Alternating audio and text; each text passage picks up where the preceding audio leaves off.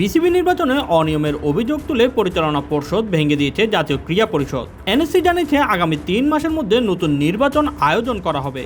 ততদিন পর্যন্ত বিসিবির কার্যক্রম পরিচালনা করবে 11 সদস্যের একটি আহ্বায়ক কমিটি। এই কমিটির নেতৃত্বে আছেন সাবেক অধিনায়ক ও দেশের অন্যতম সেরা ব্যাটার তামিম ইকবাল।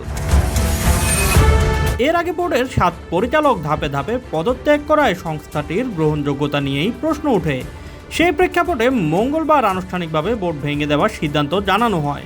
সিদ্ধান্তের পরপরই দ্রুত বিসিবি ত্যাগ করতে দেখা যায় আমিনুল ইসলাম বুলবুলকে।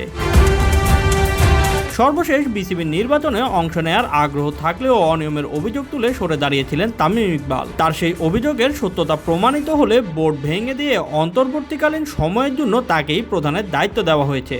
আহ্বায়ক কমিটিতে আছেন জাতীয় দলের সাবেক 3 ক্রিকেটার। তামিমের সঙ্গী মিনহাজুল আবেদিন নান্নু ও আতাহার আলী খান। নান্নু সাবেক অধিনায়ক এবং দীর্ঘদিন প্রধান নির্বাচকের দায়িত্ব পালন করেছেন। অন্যদিকে আতাহার আলী খান খেলোয়াড়ি জীবন শেষে প্রতিষ্ঠিত হয়েছেন জনপ্রিয় ধারাভাষ্যকার হিসেবে।